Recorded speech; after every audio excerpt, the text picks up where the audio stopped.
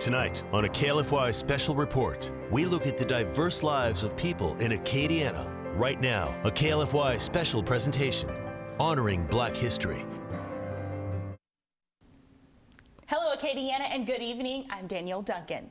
And hello to you. I'm Renee Allen. I thank you for joining us as we celebrate Black History Month. That's right. Tonight we are going to hear stories of trailblazers, a music genre that is unique to the Acadiana culture, and talk about organizations and institutions that are shaping the African American community. Yes, we begin in Lafayette, where by name is one of the most respected and distinguished pieces of Black history in Louisiana. But if you drove by the three-story, once a center of academic excellence for the Black youth, you wouldn't be able to imagine it was once the pinnacle of education. But that changes very soon. News 10's Delford Jones has the story.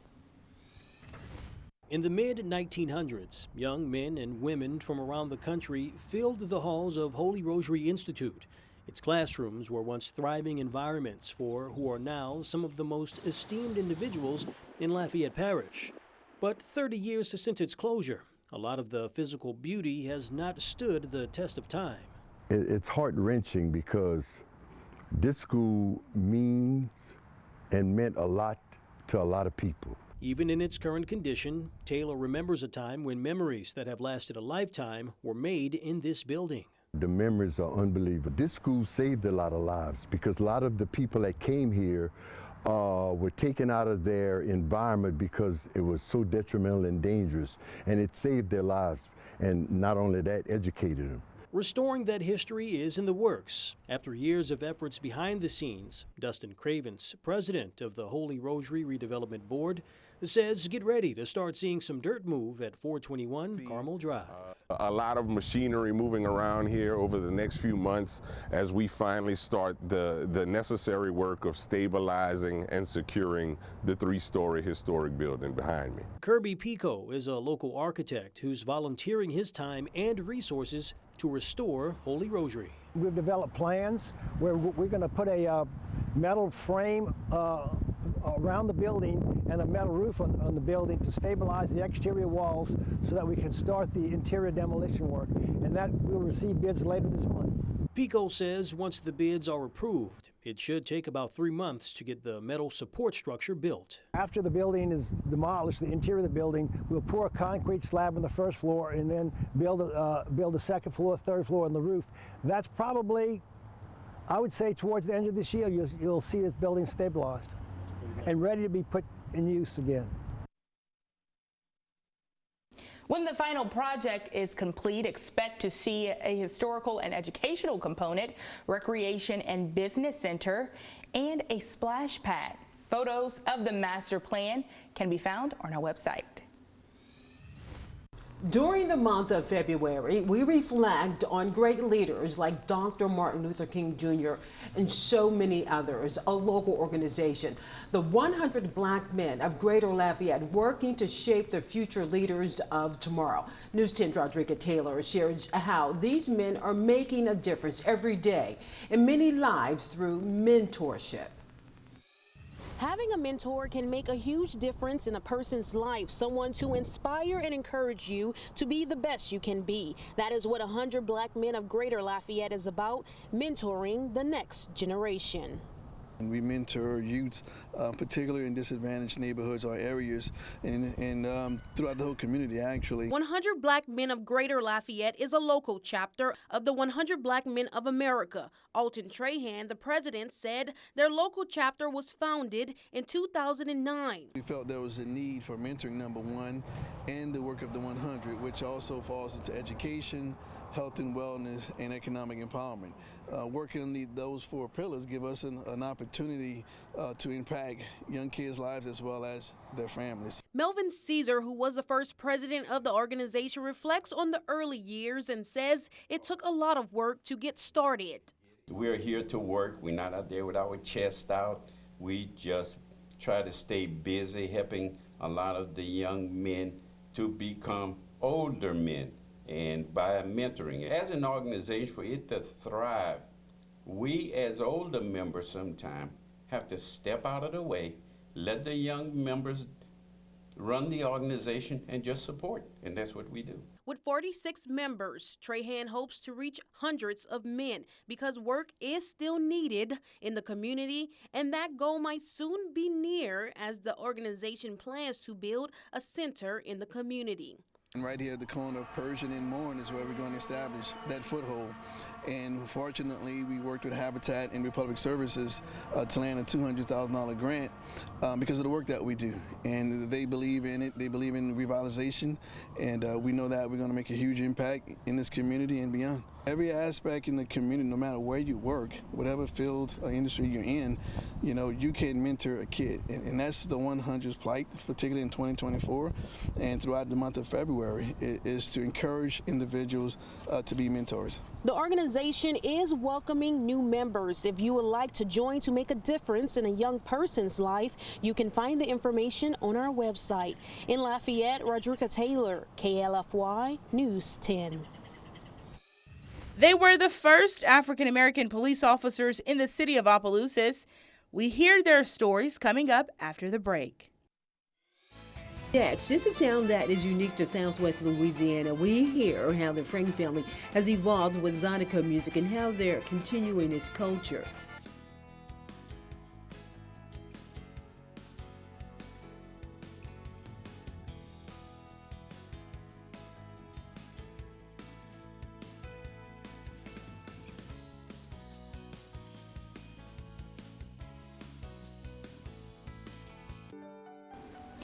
Welcome back, Acadiana. He's called Zydeco Boss, earning the title because for over 30 years, Keith Frank has been a premier ambassador of Zydeco music, having grown up in a musical family. News 10's Darla Montgomery sat down with the living legend to talk about the nearly 200-year-old legacy of Zydeco music he's keeping alive.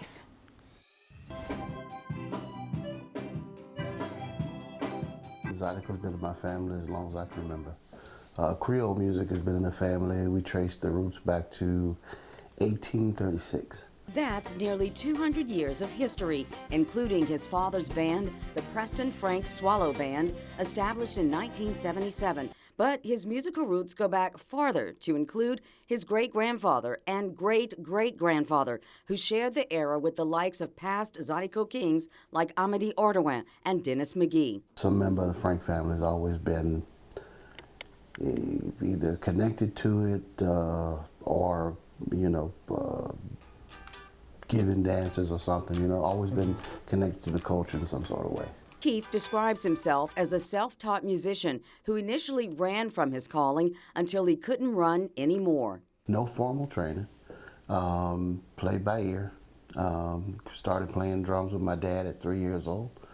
Was in the clubs probably about 6 or 7 years old, sleeping on my mom's shoulder at Slim's Waikiki.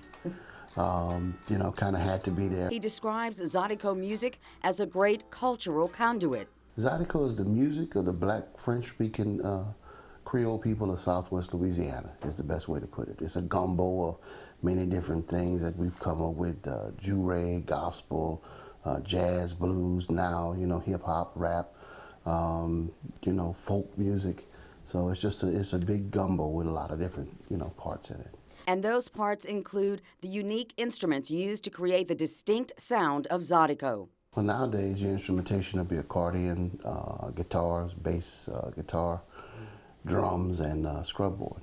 Some people have, keyboards and stuff like that. So what inspires his music most? I think it's a gift from God because I can be sitting there and then a minute later have a whole song with progressions and words and everything else. Sometimes it's just life experiences, all funny stories or something like that. And for Keith, continuing his family's legacy by preserving Zydeco music and his Creole heritage is an important part of his life's mission. I'd like to pass that down to future generations. Truth be told, we've lost a lot. There are a lot of things that we did not preserve that should have been preserved. Mm-hmm. There are a lot of people that are not here anymore that we should have given flowers to. In Lafayette, Darla Montgomery, KLFY News 10. And as for what's in his future, Keith says he's working on new music to include Southern soul and swing out music and some radical sounds to delight Zydeco lovers near and far. The city of Opelousas is using this year's Black History Month to honor 3 trailblazers in the world of law enforcement. News 10 Zhang Hogue showcases the event that highlighted the first black police officers in the city.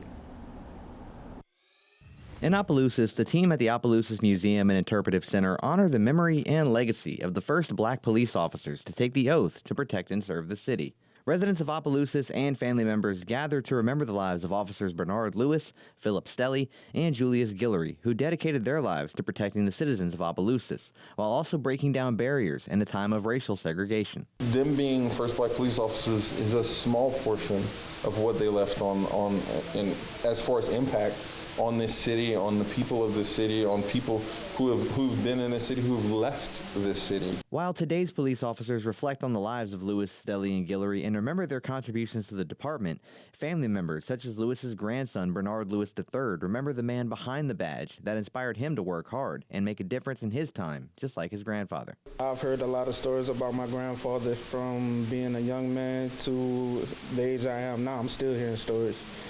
And it's just a beautiful thing to see that somebody related to me was able to make a big difference in his community in his time. And as these 3 heroes are honored this Black History Month, family and fellow officers say it's important to carry on their legacy all 12 months of the year. It's very important that we fill our younger generations, our kids, with the information of who they are, where they come from, what their family did, to give them that pride to be able to get up and go out and do great things. In Opelousas, I'm Zane Hogue for KLFY News 10. As law enforcement continues to evolve and protect the city, the legacy of officers like the 3 men honored this year serves as a reminder of the integrity of the OPD badge represents. Coming up, we take you to a memorial honoring the warriors who served our country, which sits on the grounds of Fort Johnson. Coming up, a staple in the Black community for over 15 years, the African American Heritage Foundation continues to preserve the history of the Black and Creole community.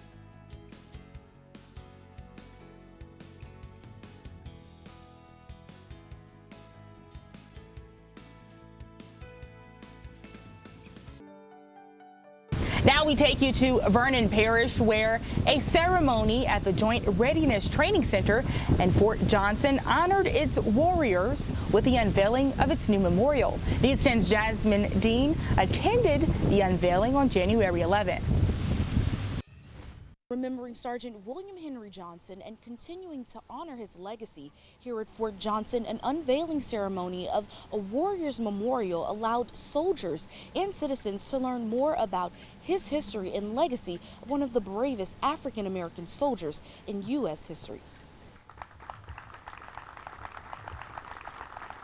During World War I, Sergeant William Henry Johnson served in the 369th Infantry Regime, one of the first African American units in the U.S. Armed Forces to have black officers. Sergeant Johnson single-handedly fought off a German raiding party with a knife, saving a fellow soldier. Because of this, Johnson is recognized for his warrior spirit and is honored with the Joint Readiness Training Center in Fort Johnson being named after him. Fort Johnson continues to honor Sergeant William Henry Johnson with the unveiling of its Warrior Memorial.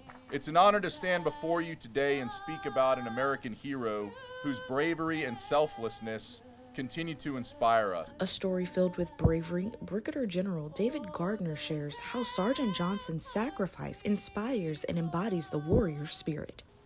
Sergeant Johnson's remarkable story is one that embodies the very essence of courage and sacrifice. Gardner says the memorial unveiling is just one way Fort Johnson continues to keep Sergeant William Henry Johnson's legacy alive, especially being one of the only enlisted African-American soldiers to be honored with the renaming of an Army base after him. So today, as we unveil this monument in honor of Sergeant William Henry Johnson, we pay tribute to a man whose actions transcend time and whose spirit of bravery will forever be etched in our hearts. Forging the warrior spirit is something Fort Johnson will continue to embrace and wants everyone to know about Sergeant Johnson's legacy, life, and his bravery. At Fort Johnson, Jasmine Dean, KLFY News 10. This is the first ceremony held since being renamed Fort Johnson in honor of Sergeant William Henry Johnson. A staple in the Black community for over 15 years, the African American Heritage Foundation continues to preserve the history of the Black and Creole community. That story is coming up next.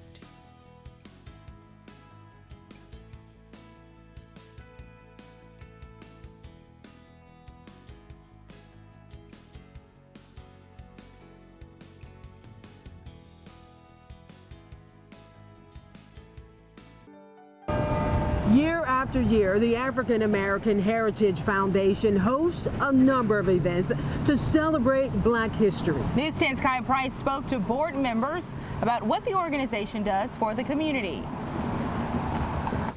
The African American Heritage Foundation, founded by Janelle Chagua, serves a mission to preserve Black history and Creole history throughout Acadiana.